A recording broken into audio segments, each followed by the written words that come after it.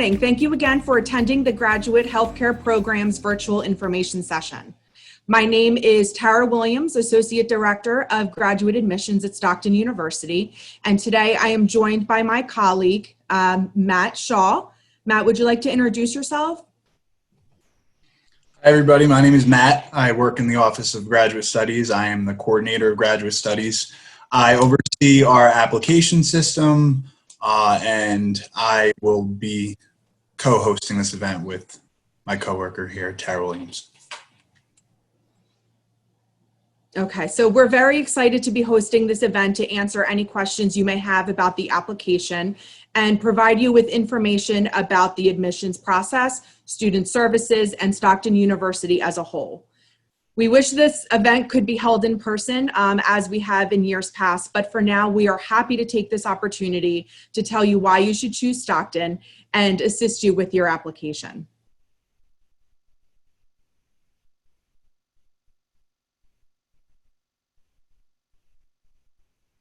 A Stockton education, especially in the healthcare programs, OT, PT, and communication disorders, will prepare you for your postgraduate careers.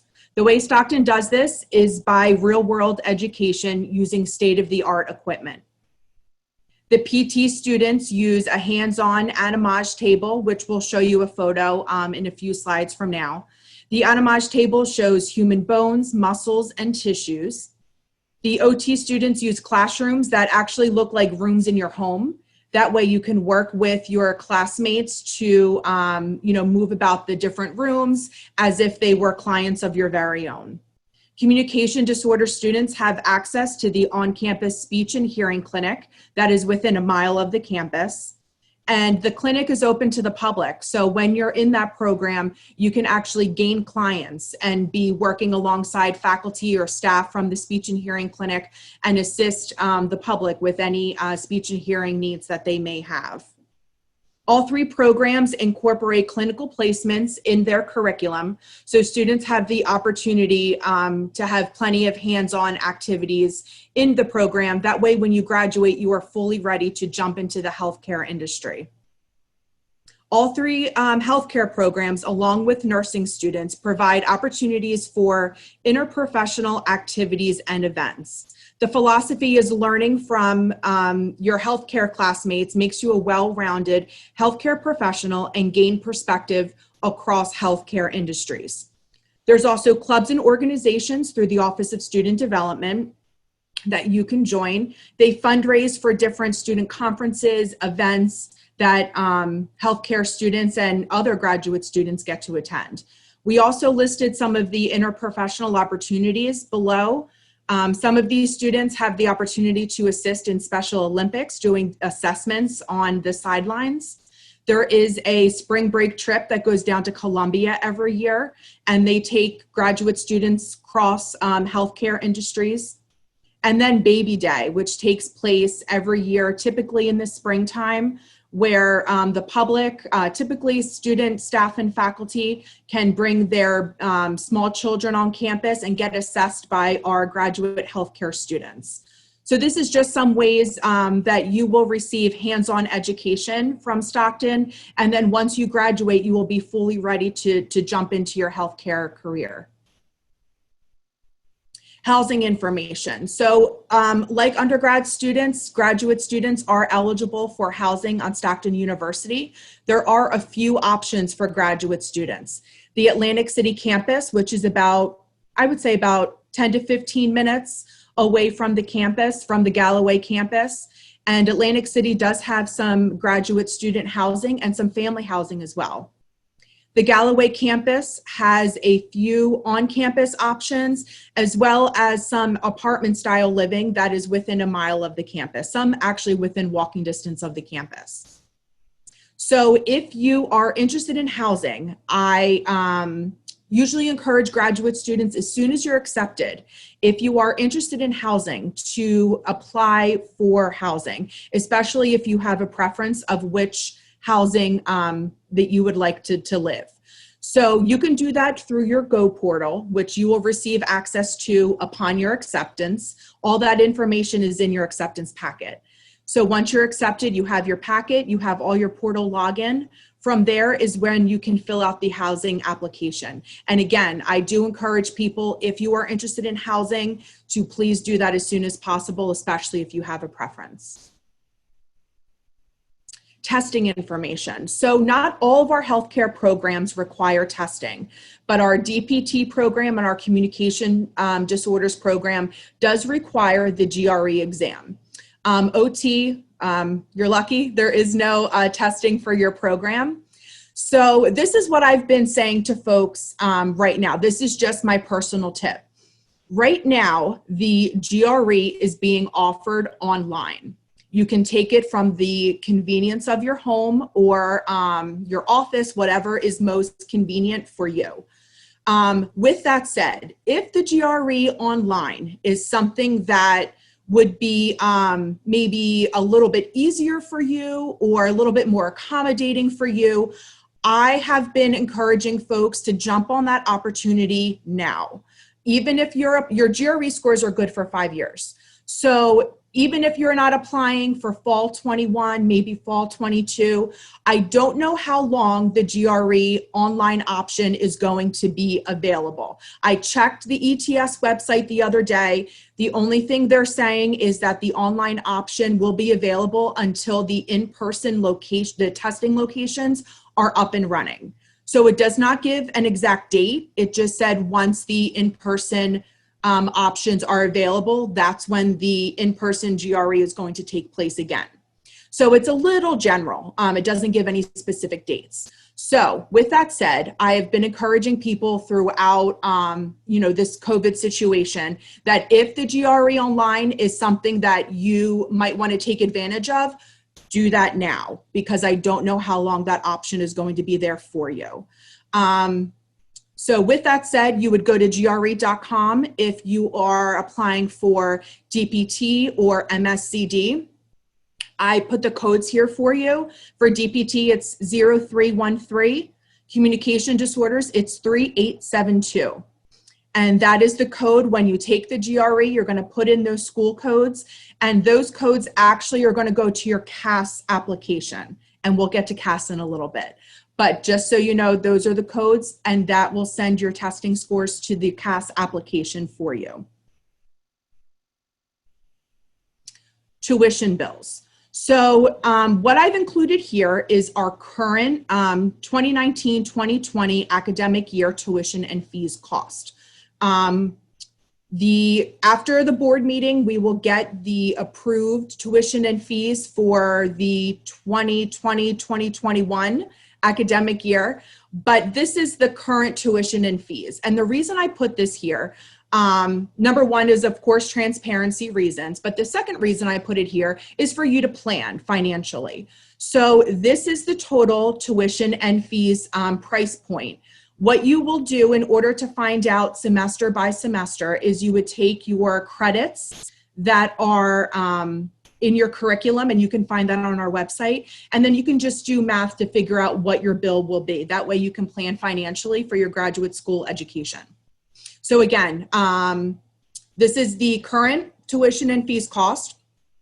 The master's, which is the $829.50, that is for our communication disorders and our occupational therapy programs.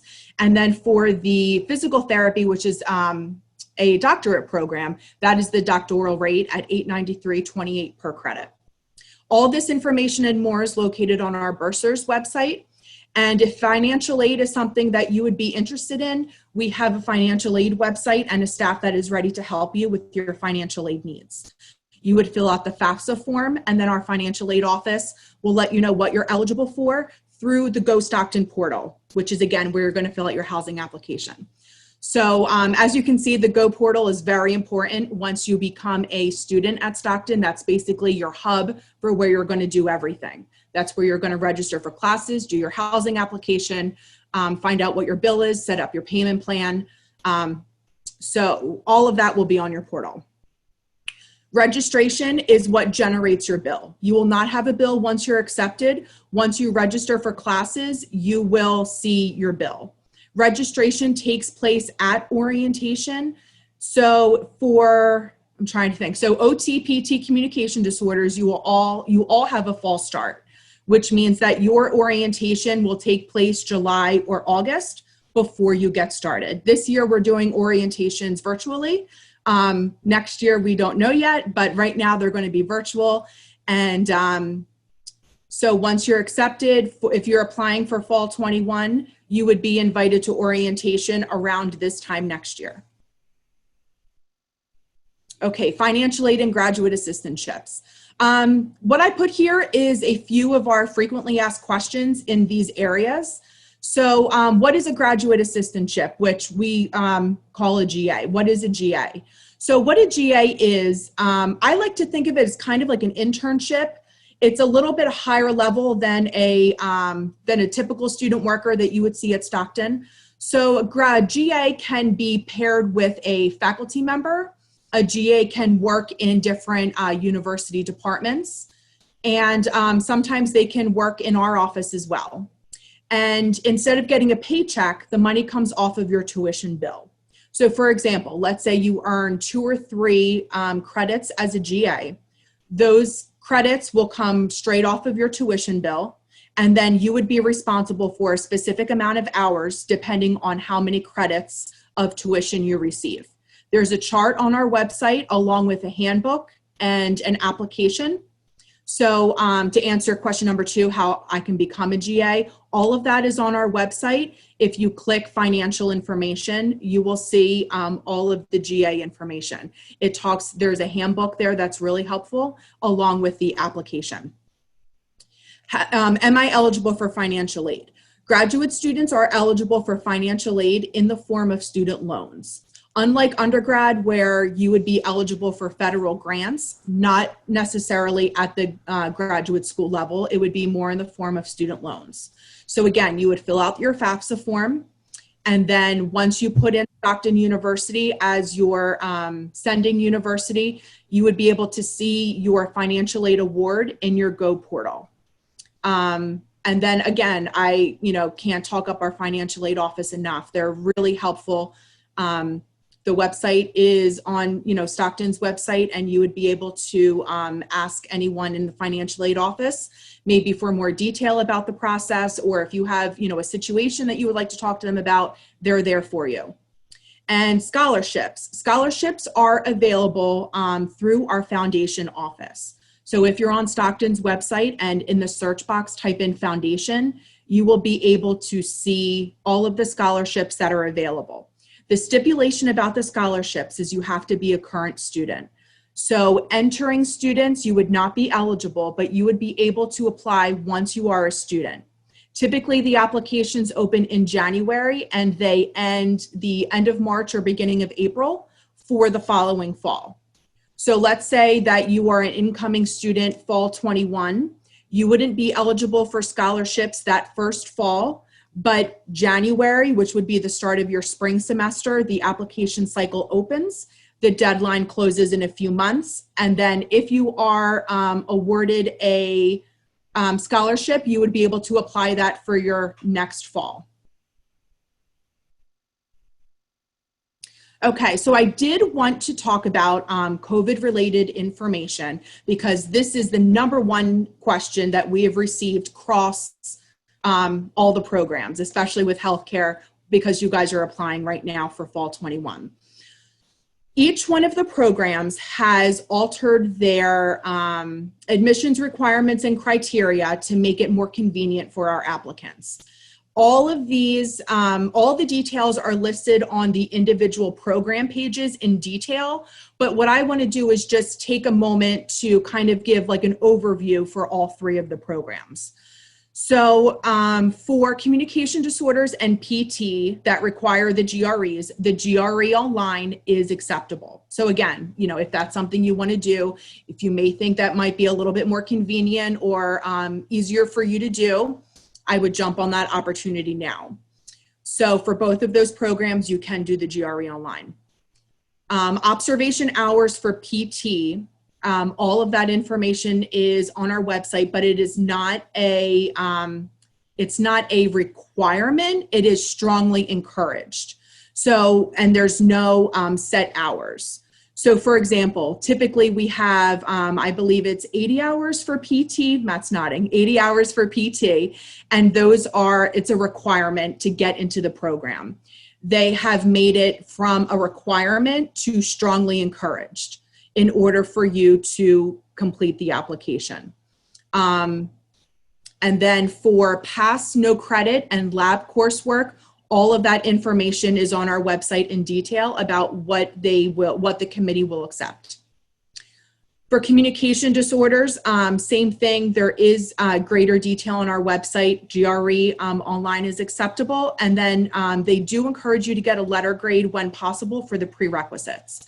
But again, please check our page for more detailed information. For our occupational therapy applicants, observation hours can be done online. With that, you can do an online module, and then after you're finished, it gives you some sort of certificate or confirmation that you went through the online module, and that can suffice for your observation hours requirement. The link for that and the online module is on our occupational therapy website.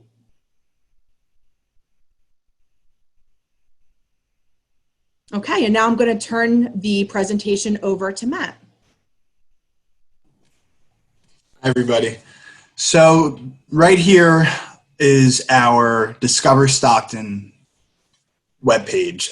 Most of you, I imagine all of you, are in this event because you've already created a Discover Stockton account. So your Discover Stockton account is where you're going to be registering online for online events like today. It's where you're going to be creating your applications. It's where all of our communications are going to fire to you, giving you updates on your application statuses. Everything that you need to know, you're going to be contacted directly through this Discover account that you created.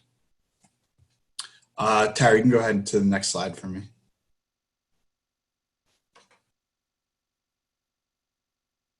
Alrighty, so we're going to go through the steps. All of the programs that we're talking about today for occupational therapy, doctor of physical therapy, and communications disorders, it's a twofold application process. So twofold application process, we say that because it involves your CAS system, which is going to be your major application, and we're going to get real in depth with that application system. But then the other application is your supplemental app. Your supplemental application, it's not live yet. A lot of you are excited and you want to get in there and create the supplemental application. I promise you that I will be contacting you, whether it's through the Discover Stockton account or through your centralized application systems. The day that the supplemental app goes live, you will know. I will let you know. You'll go in and you'll create the application.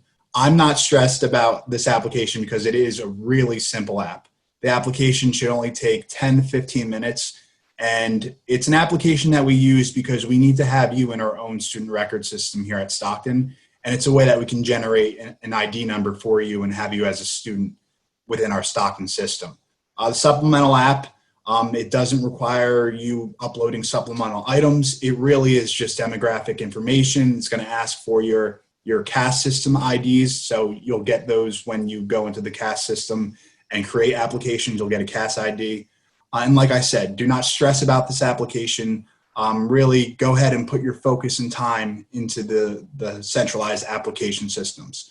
And you'll know, trust me, you'll know the minute that this becomes live within a couple weeks, you'll be able to go back in and create your application. I just want to emphasize that as part of the twofold application process, the application for Stockton is a supplemental app. So we circled supplemental CAS application here because that is the app that you have to do. If you create a graduate application, it's going to ask you for letters of recommendation. It's going to ask you for transcripts, and that is how you know that you are in the wrong application. The supplemental application is not going to request a ton of information from you. It's really simple. And if you do start a grad app, I will reach out to you. I'll let you know that you've started the wrong application. I'll deactivate that app for you, and then I'll gear you towards the right application. As far as, like I said, you should be focusing on your CAS applications. PT CAS has been live for a couple weeks now. That is how I've contacted a lot of the individuals within this session that are interested in the DPT program. That CAS application has been live for 2 weeks. Our communications disorders CAS, SID CAS, is actually going live tomorrow. And then our OT-CAS system for occupational therapy is going live the day after. So it's Thursday that the OT-CAS app will go live. Next slide.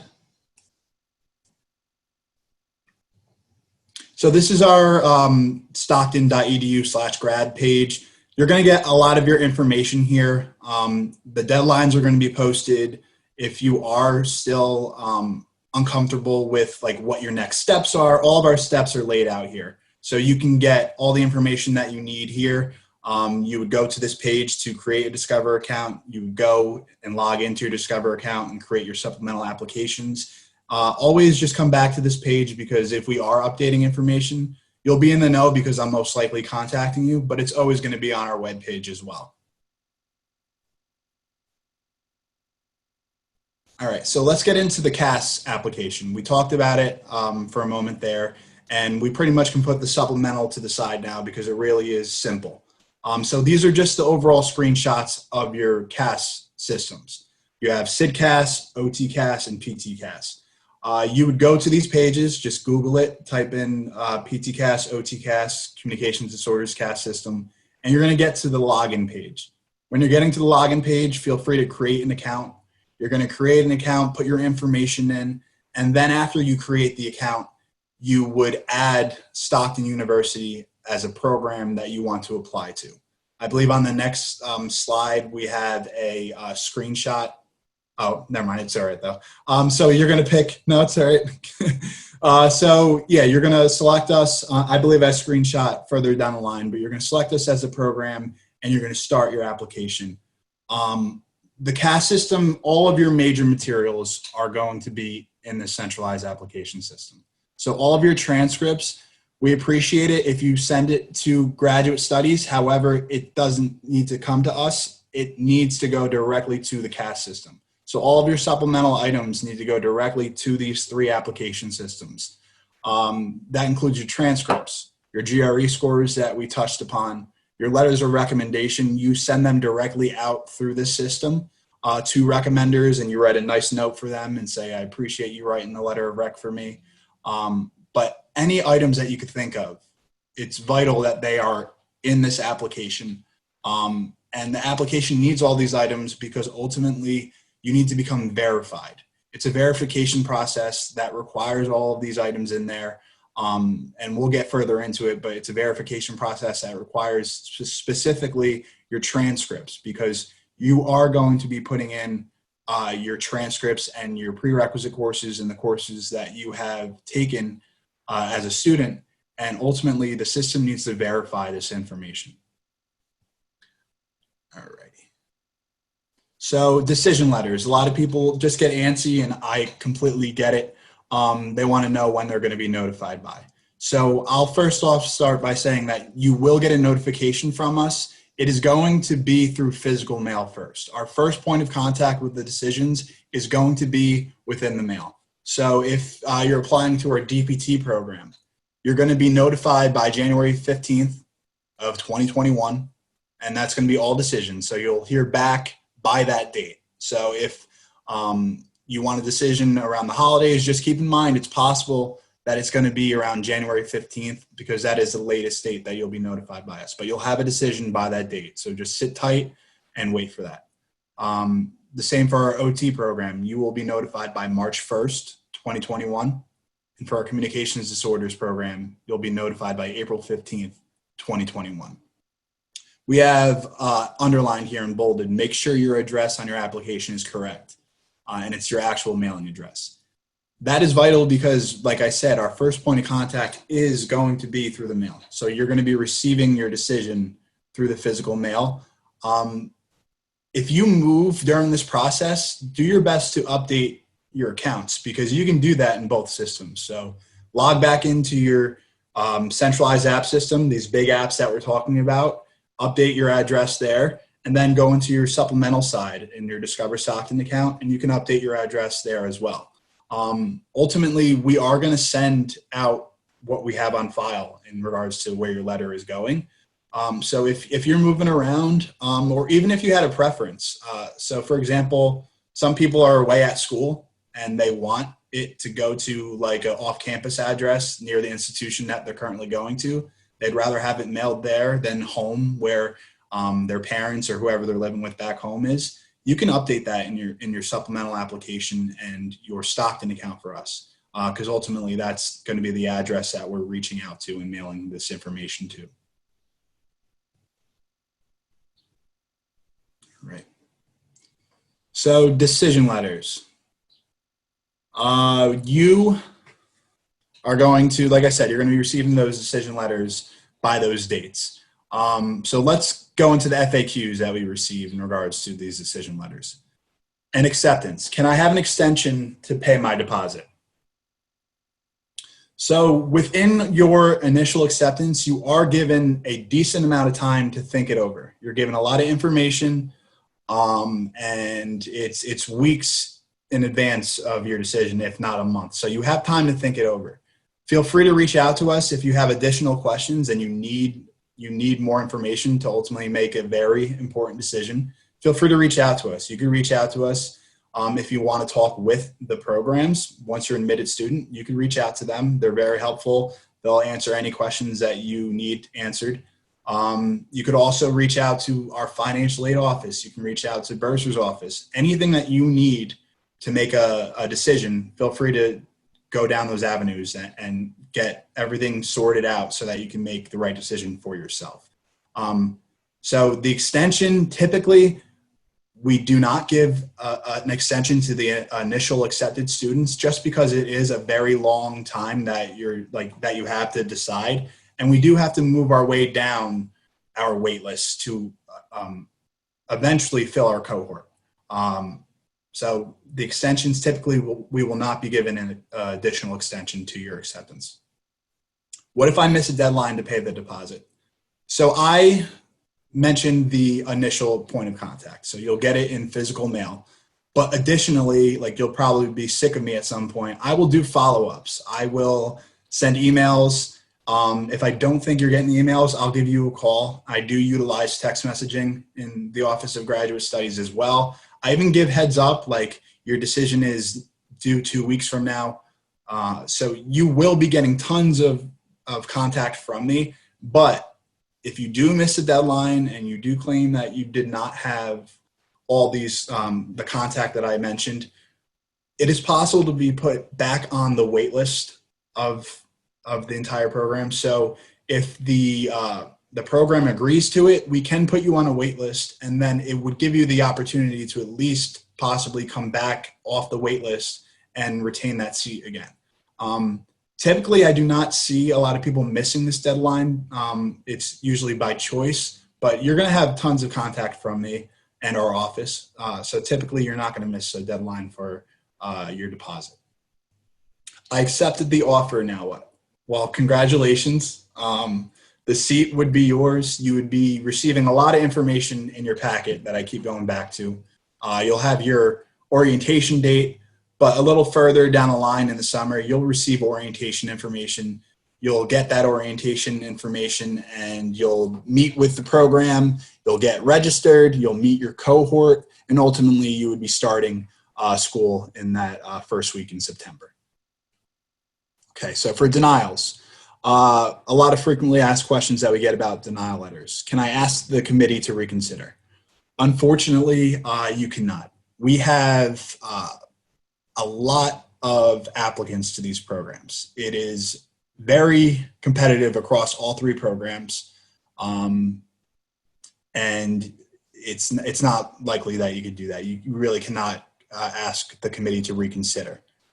You can ultimately, and 100%, you could apply again next year, and you can focus on applying again next year. And I'm kind of just forming everything within these 3 bullets. You can come to some of our events and figure out how to strengthen your application. So ultimately, our office, we cannot go line by line through your application and say, see, here is where you could have been a stronger applicant. You could have done this differently. However, we do have these events overall that we talk about a way that you could possibly make your application stronger and make you stronger as an overall applicant. So perhaps you had not as many hours that would have helped. So maybe go back and do some more hours. We see that your prerequisites, you could have had a stronger prerequisite GPA. So maybe think about retaking those prerequisites, whether that be at a community college or whether that be at an institution that you're still at.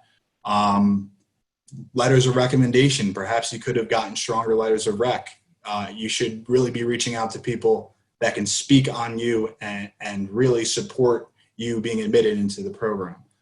So you can definitely apply again, work on strengthening your application, come to these events with us, and you'll learn how you can overall make your application more competitive for the next cycle once that goes live. All right, so waitlist decision. Can I know my place on the waitlist? Unfortunately, we cannot disclose your place on the waitlist. I can't tell you how many people are on the waitlist, but a waitlist status is a success. And I say that all the time. A waitlist status is not something to hang your head about, be upset about. These programs are competitive. We go into our waitlist for all programs each year because the individuals at the top of our cohort list are possibly the top at all other institutions, okay? So we are going to go into the waitlist. So waitlist status is not a denial. It is a good thing. So along with your waitlist letter, like I said, you're going to be getting letters from us. That's our points of contact. You're also going to receive a form. So the form is called a waitlist form. At the top of the form, it's going to say yes and no, and it's going to have some lines. It's going to say, if you are still interested in our program, if you were to be chosen off the waitlist, please check yes. If you're not interested, just check no, that's fine. And then it will say you'll have 72 hours to pay an acceptance deposit if you are taking off the waitlist. So it's kind of just an agreement. So you're going to send that waitlist form back to us. Below those two statements of yes and no, you're going to have your prerequisites listed, and it's going to say degree conferral and all that. And this information is going to list what is outstanding for you. So if you have done all of your prerequisites, you've already graduated, there's nothing else that you need to do. All that would need to happen is for you to say yes, that you want to come off the wait list. Then you don't have to give anything else. But for example, if a student is missing a bio course and their graduation is May of 2021, you're going to have an X next to the needs degree conferred and needs a bio course. That X is just letting you know that these are courses or a degree that need to happen, and we need that evidence in our office ultimately if you were to become accepted. So all these materials, you can be accepted pending these prerequisites, but ultimately the prerequisites need to happen, and we also need evidence of the prerequisites, and along with your degree conferral. So we need like the official transcript. And at that point, that's when the documents would be coming to our office because you're an accepted student, and we are then tracking these documents that you had outstanding. When will I know if I'm pulled off the wait list? Immediately. I will call you the minute that you come off the wait list. And if you don't answer, I'll leave a voicemail and I'll email you. And then if I need to, I'll send you a text. You'll find me annoying, but I want you to know that you are accepted off of the wait list. I'm not going to move on very quickly if you don't answer. A lot of people call back and they freak out and they're like, am I too late? Did I miss it? It's okay if you don't answer my initial phone call. It's not going to be immediate, like, oh, she didn't answer, so it's the next person. Or you will have time to answer when I contact you. But that is how you're going to be contacted. It's going to be immediate, and it's going to come from our office. How will I be notified? It's me or anybody within the Office of Graduate Studies. We will notify you if you're coming off the wait list. What is the deadline for being taken off the wait list? So the deadline for coming off the wait list is actually the first week when classes start. I know that is stressful, and I've seen it when I've called some individuals the week before the first week of September or even the first week in September, and I get it. It is hard to pick up your life and just switch everything up and then join a program. Ultimately, though, you can be accepted all the way up to that first week in September. It's up to you to decide if you want to accept that offer, but that is the latest that you can come off the wait list. And then additionally, this is an FAQ that's not here, but I want to add it. You will be notified when that wait list has like expired almost. I'll put it in that terms. So you'll be notified that you have not been accepted off the wait list for this cycle, but please feel free to reapply or ask us any questions that you have. Because at that point, you would be like the second week in September, and we can't ultimately do anything about the waitlist statuses there because the cohort would have been filled, classes would have already started, but you feel free to reapply and ask us any questions that you have. And I just want to jump in. Sorry, Matt. I just want to jump in for one moment because I've had this question a couple times this week from applicants. Some institutions roll over their wait list, so they have 2-year long wait list of folks who roll over from year to year. Our institution does not do that. We do a fresh wait list every year. And if you apply, let's say you folks have applied for 2020 and they're on the wait list, we will not carry that wait list over for the next year. Those folks would need to reapply and then be added to the fall 21 wait list. So I just want to that up because I have received some questions about that this week. I didn't know some institutions did that, but that is some procedures with other institutions, but Stockton is not like that. We do have a fresh wait list every year. Thank you. And feel free to join in whenever, Tara. Can your spot change on the wait list? No, it can't change, but it would physically move up if others above you are coming off the wait list. So that is the movement. But you cannot give us more materials because a lot of people, and it's possible that other institutions do it, but there's no additional materials that you can give to us that would move you up on the wait list. So a lot of people are like, oh, I'll retake this course. It's not ultimately going to make you a stronger waitlist candidate than the individuals in front of you. So it's not going to make you jump up on the wait list by giving us any materials. You'll move up, but you're not going to change physically your actual spot on the wait list. All righty. So how can I make my application stand out, and do you have advice for me as an applicant? Follow instructions. That's great. That is definitely a way to make your application stand out and make you a strong applicant.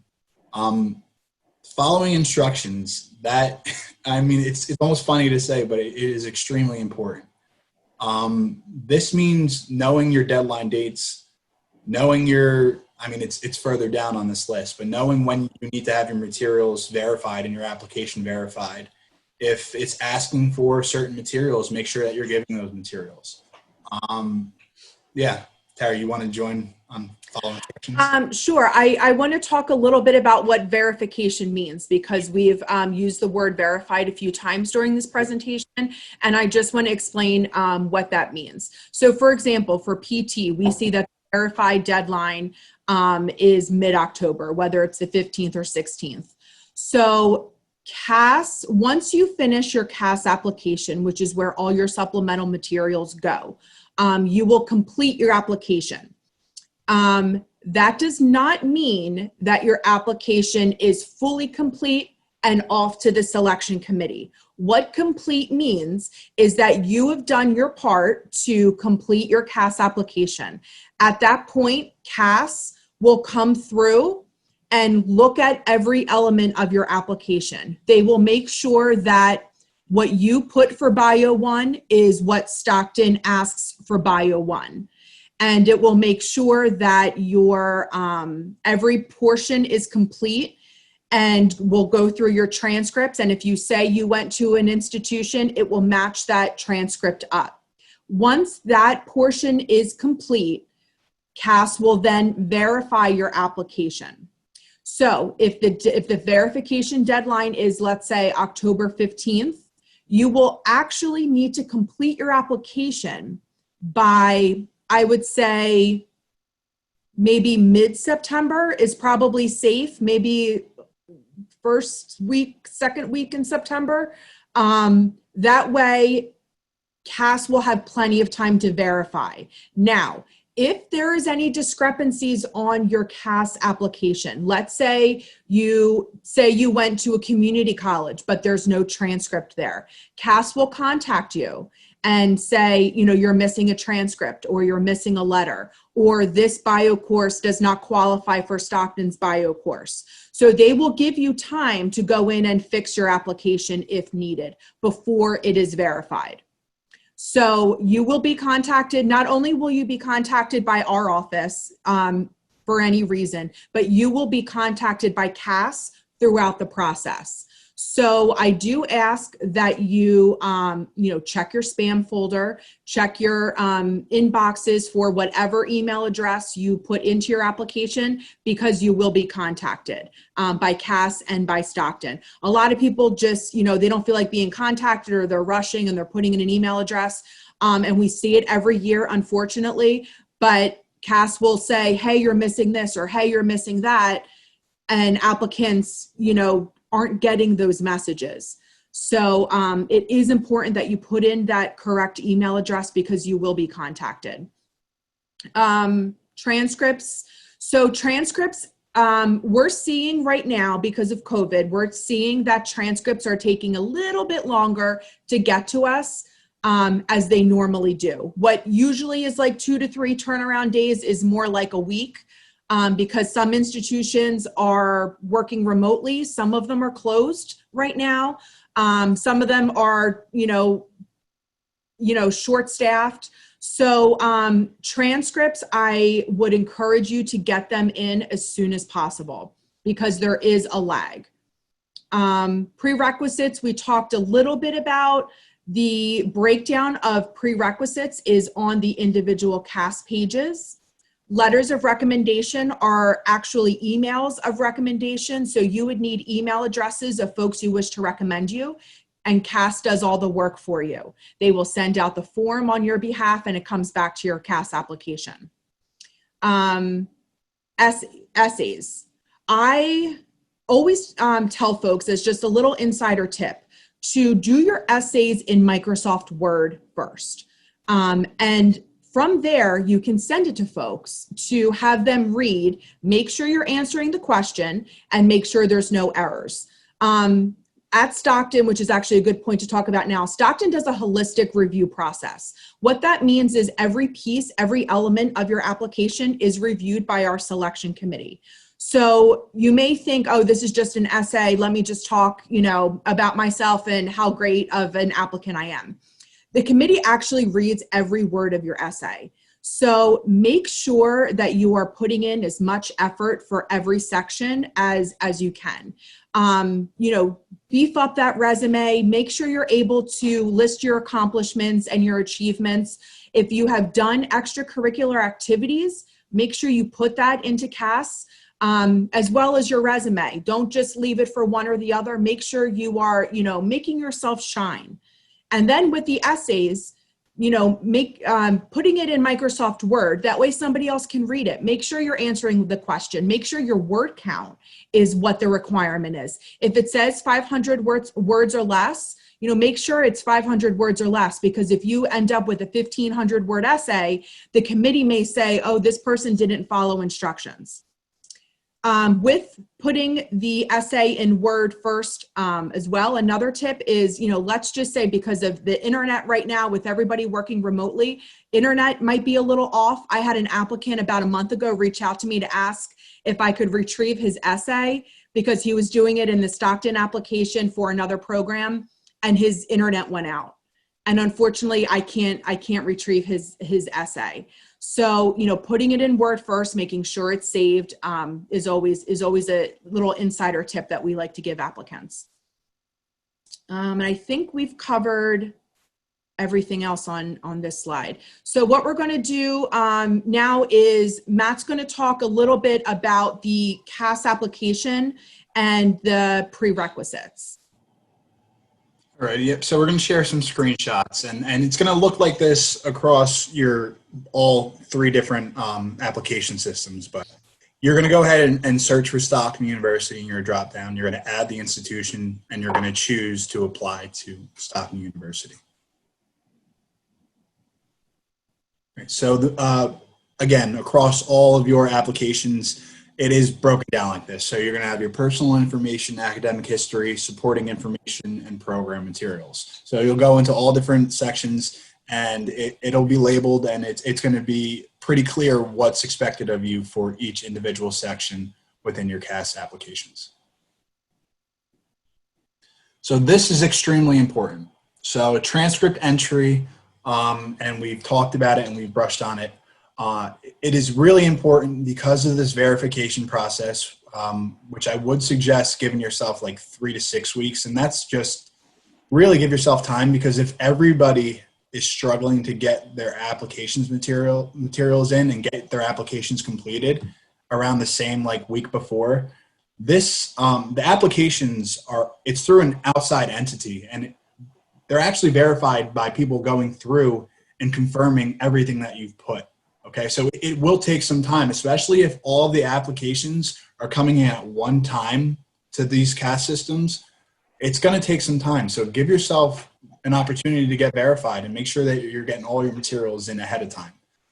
Transcript entry is important because if you put in a prerequisite and you put a wrong grade in and it's not matching the official transcript that it received, that's going to put a pause on your application.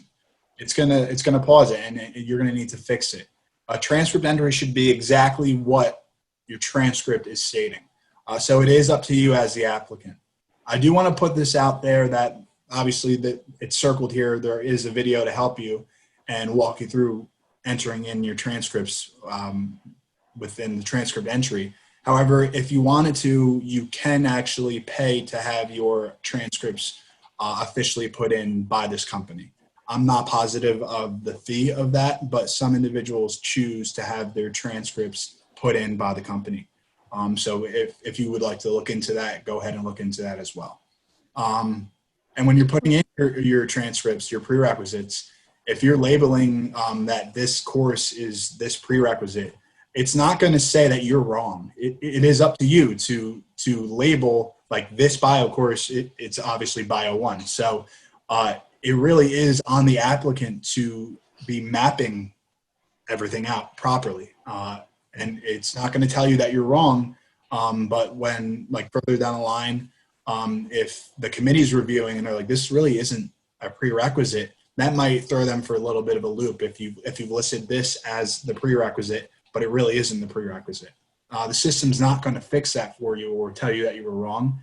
And again, if you're putting in your actual transcript on your own, make sure that you're taking your time and doing it right, because then that would also hold up a verification process. So this is another screenshot within your applications. They look the same pretty much across the board.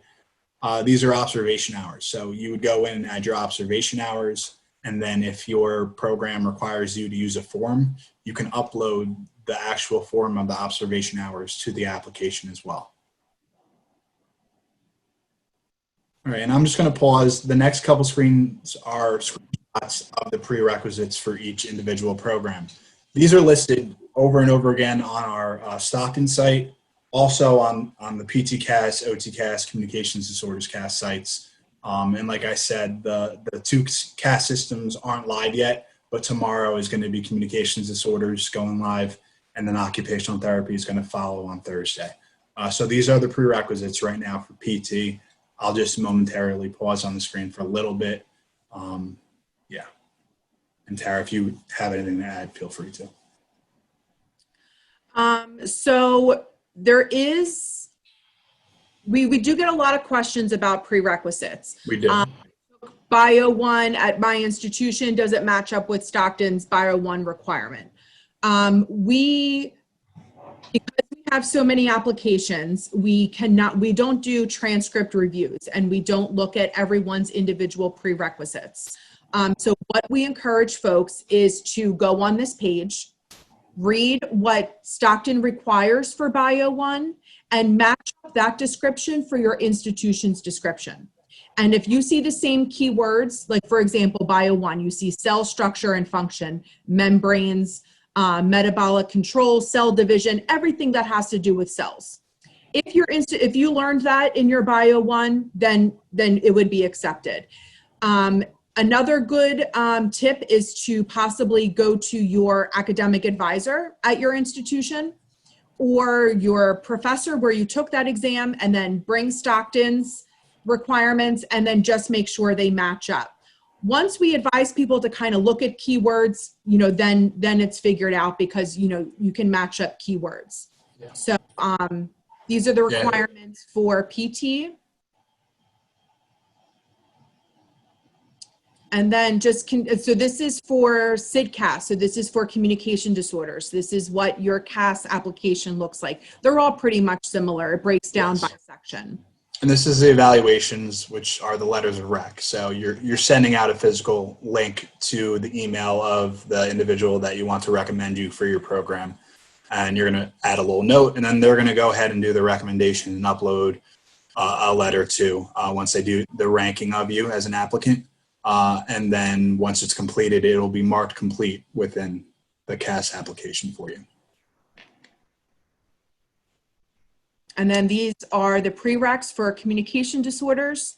Again, this is listed on CAS. You'll see the keywords, you'll see the description for what Stockton requires. And then this is the OT prereqs. And again, you'll see all of these on the individual CAS profiles, as well as Stockton websites. OT, you'll see that it's a little bit more psych related, where PT is a little bit more bio and hard science related. And then communication disorders obviously would be more your speech and hearing.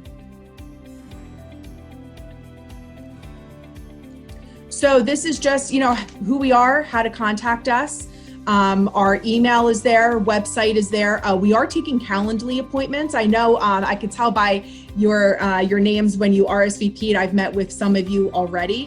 So to make an appointment with someone in the office, you would just go to our website. Right on the homepage, you'll see a link to set up a Calendly appointment. Usually they're with me, so feel free to set up a meeting at any time. If you have any concrete questions after this event, if you walk away and think, shoot, I should have asked that question, our email address is there. Feel free to send us an email at any time. Although for the next few weeks, we are working remotely. We are here for you during regular business hours. I do say that we're pretty quick on getting back to people via email. So, don't feel like you're just sending an email into a black hole. One of us does check it regularly, and we'll be happy to help you. And social media, we are pretty visible on our social media platforms. Feel free to follow us on Facebook, Twitter, and Instagram, and you'll see some updates going on there.